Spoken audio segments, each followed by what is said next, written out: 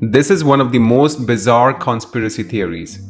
The movie Titanic was a lie and Jack could have easily fit on the door. He didn't have to die. Here's the situation. The Titanic was actually the second in a class of 3 ships ordered by the company called White Star Line. The first ship in the class was the RMS Olympic. But on its 5th voyage on September 20th, 1911, Olympic collided with the British cruiser the HMS Hawke. Here is the photographic evidence of the damage to the Olympic's hull. In order to repair the ship, they had to send it back to the shipyard and pause the work on Titanic. To get the Olympic back up and running again, they had to get it done.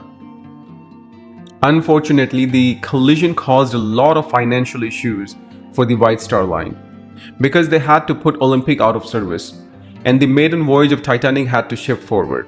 They had to move it from March 20th to April 10th.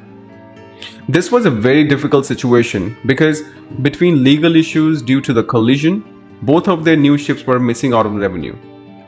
As a result, the company was hurting very badly. To fix all of their financial problems, they decided to swap the Olympic with its sister ship, the Titanic.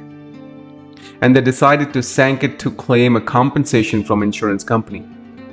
That's right, the sinking of the Titanic was a big insurance scam. The evidence of the swap can be seen from this picture of the portholes on the deck C.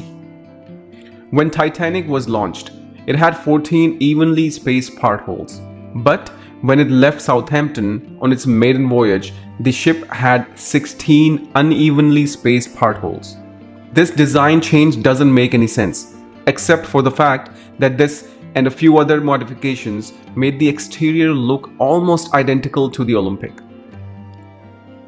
On top of these suspicious changes, JP Morgan, who owned the company that owned the White Star Line, cancelled his first class cabin ticket at the very last minute, claiming that he was not feeling well. Interestingly, 2 days later, he was photographed in France and did not look sick at all. Also, he wasn't the only first-class passenger to cancel the ticket at the very last minute. He also had several precious names removed from the ship just an hour before the ship was set to sail. Another fascinating little coincidence can be seen at the White Swan Hotel in England. This is very important because in 1935, the Olympic was taken out of service, and some of the wood panels and other parts of the ship, including parts of the first-class staircase, were sold to this hotel.